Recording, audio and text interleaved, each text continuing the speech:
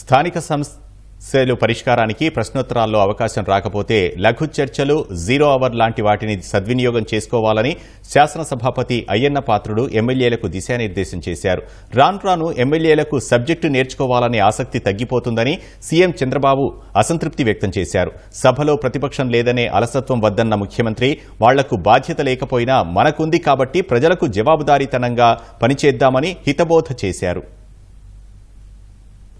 రాష్ట్ర బడ్జెట్పై ఎమ్మెల్యేలకు శాసనసభ కమిటీ హాల్లో అవగాహన సదస్సు నిర్వహించారు. స్పీకర్ అయ్యన్న పాత్రుడు, సభానాయకుడు సీఎం చంద్రబాబు సదస్సులో పాల్గొన్నారు. పార్లమెంటు రీసెర్చ్ స్టడీ ప్రతినిధులు బడ్జెట్పై దాదాపు గంటపాటు సభ్యులకు అవగాహన కల్పించారు. ఆ తర్వాత ఎమ్మెల్యేలతో మాట్లాడిన సీఎం, స్పీకర్ సభ్యులకు అనేక సూచనలు చేశారు. ప్రశ్నోత్తరాలు, 0 అవర్, లఘు చర్చలు తదితర అంశాలపై అయ్యన్న పాత్రుడు వివరించారు. 40 ఏళ్లుగా రాజకీయాల్లో ఉన్నా ఇంకా తాను నేర్చుకోవాల్సినవి చాలా ఉన్నాయని ఆయన అభిప్రాయపడ్డారు. సభలో ఏం చెయ్యాలో ఏం చెయ్యకూడదో తెలుసుకోవాలని సూచించారు. 9 సార్లు ఎమ్మెల్యేగా గెలిచిన ముఖ్యమంత్రి చంద్రబాబు అవగాహన సదస్సులో తన అనుభవాలు పంచుకున్నారు. ఎమ్మెల్యేలు రాష్ట్ర సంపదగా తయారు కావాలని ఆయన ఆకాంక్షించారు. ప్రజా సమస్యల పరిష్కార వేదికగా అసెంబ్లీని సద్వినియోగం చేసుకోవాలని సూచించారు. 2 తెలుగు రాష్ట్రాల్లో తానే సీనియర్ శాసనసభ్యున్నైనా రోజు కొత్త విషయాలు నేర్చుకుంటారని తెలిపారు. ఎమ్మెల్యేలు ఎప్పుడు ఎవరు ఏ సబ్జెక్టు మాట్లాడుతున్నారో నోట్ చేసుకుంటారని పేర్కొన్నారు. కేంద్ర బడ్జెట్లో ఏ విధమైన నిధుల కేటాయింపులున్నాయో స్టడీ చేసుకుంటే ఎమ్మెల్యేలకు ఉపయోగపడుతుందని సూచించారు. పనిచేయాలన్న ఆసక్తి సభ్యుల్లో ఉంటే ఏదైనా సాధ్యమవుతుందని స్పష్టం చేశారు. తాము ఎన్నుకున్న ప్రతినిధి అసెంబ్లీలో తమ కోసం ఏం మాట్లాడుతున్నారో అని ప్రజలు ఎప్పుడూ గమనిస్తారని సీఎం అన్నారు. సమస్యలపై మాట్లాడకుండా బూతులు తిడితే ప్రజలు ఎట్టి పరిస్థితుల్లో స్వాగతించారని, గతంలో అదే జరిగిందని గుర్తు చేశారు. వరుసగా విజయం సాధించడం మన పనితనం, పార్టీ నిర్మాణం బట్టి ఉంటుందని సీఎం చంద్రబాబు తెలిపారు. టీడీపీ నుంచి 61 మంది, జనసేన నుంచి 15 మంది, బీజేపీ నుంచి 4, వైసీపీ 4 ఎమ్మెల్యేలు కొత్తగా ఎన్నికయ్యారన్న సీఎం ప్రజలు ఎన్నో ఆశలు, నమ్మకం పెట్టుకున్నందున సమస్యలపై సభలో చర్చించాలని సూచించారు. ఒకప్పుడు assembly proceedings all India radio, దూరదర్శన్లో వచ్చేవన్న సీఎం ఇప్పుడు లైవ్ సామాజిక మాధ్యమాల్లో కూడా ప్రసారమయ్యే టెక్నాలజీ వచ్చిందన్నారు. శాఖల్లో ఏం జరుగుతుందో అవగాహన లేని నేతలకు నియోజకవర్గానికి ఏం అవసరమో కూడా తెలియదన్నారు. బడ్జెట్ సమావేశాలపై అవగాహన పెంచుకుని మంచి ఆలోచనలు సభలో పంచుకోవాలని పిలుపునిచ్చారు. ప్రభుత్వం తెచ్చే బిల్లులు, పాలసీలపై అధ్యయనం చేయాలని నిర్దేశించారు.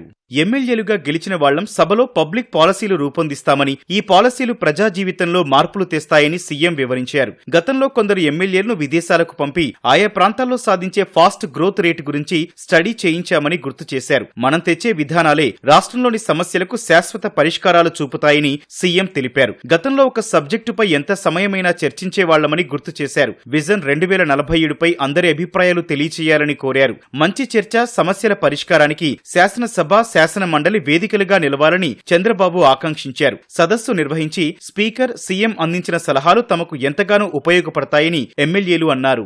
5 సంవత్సరాలు చూసాం. అసెంబ్లీలంటే తిట్టించే అప్పటి ముఖ్యమంత్రుల్ని, ఆ మంత్రులే తప్పితే అసలు ఏం జరుగుతుంది రాష్ట్రంలో? 5 సంవత్సరాలు మనం ఏం కోల్పోయాము? ఈ రోజు మొట్టమొదటి బడ్జెట్ ఈ ప్రభుత్వం వచ్చాక ఏ శాఖలకి ఎంత ఇచ్చింది, దాని పట్ల మాకు ఒక అవగాహన కల్పించడం అనేది చాలా మంచి కార్యక్రమం. ముఖ్యంగా ఎమ్మెల్యేలకు ఒక అవగాహన ఉండాలని ఒక ముందు ఆలోచనతో ఇలాంటి పెట్టడం ప్రతి ఒక్కరిని కూడా ఈరోజు హర్షిస్తున్నామండి. ప్రతిపక్షం ప్రధాన పాత్ర పోషించాలి. కాకపోతే ఇప్పుడు దురదృష్టం, ఇప్పుడు వైసీపీ ప్రభుత్వం కనీసం వచ్చి ప్రభుత్వాన్ని ప్రశ్నించి ప్రజల సమస్యల పట్ల కూడా సభ దృష్టికి తీసుకొచ్చేటటువంటి సాంప్రదాయాన్ని కూడా పాటించట్లేదు అనేది కూడా ఒకంత బాధాకరం అని చెప్పిన అందరూ కూడా మాట్లాడటం జరిగింది. 100% మీరు కూడా మంత్రులు గాని ఎవరైనా సరే సభ్యులు అడిగే ప్రశ్నలు మన పార్టీ వాళ్ళని కాకుండా సభ్యుల్ని అడిగే ప్రశ్నని బేస్ చేసుకుని మీరు ఖచ్చితంగా సంబంధించిన సమాధానం ఇచ్చే విధంగా కూడా ప్రిపేర్ అయ్యి రావాలని కూడా వాళ్ళకు కూడా సూచించడం జరిగింది. జగన్ సహా వైసీపీ ఎమ్మెల్యేలు అసెంబ్లీకి వచ్చి ప్రజా సమస్యలపై మాట్లాడకపోవడం దారుణమని కొంతమంది ఎమ్మెల్యేలు మండిపడ్డారు. వైసీపీ ఎమ్మెల్సీలు మండలికి వచ్చినప్పుడు ఎమ్మెల్యేలు అసెంబ్లీకి ఎందుకు రారని ప్రశ్నించారు. జగన్ ఆలోచన విధానం ఎవరికీ అర్థం కాదని ఎద్దేవా చేశారు. పులివెందుల పెరిగిబంది ఆయన జగన్మోహన్ రెడ్డి, కనీసం ఆయన రాలేదు, ఆయనకి ధైర్యం లేదు.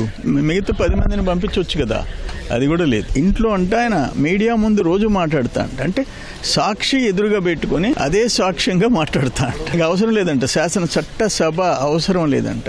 5 కోట్ల మంది ఎన్నుకునే సభ, దానికి కూడా ఆయనకి దాని విలువ ఏంటో తెలియని వాడు జగన్మోహన్ రెడ్డి. 11 మంది పడిపోవడము, అది కూడా పొటాపొటిగా గెలిచడము, ఏమి సబ్జెక్టు అవగాహన లేదు.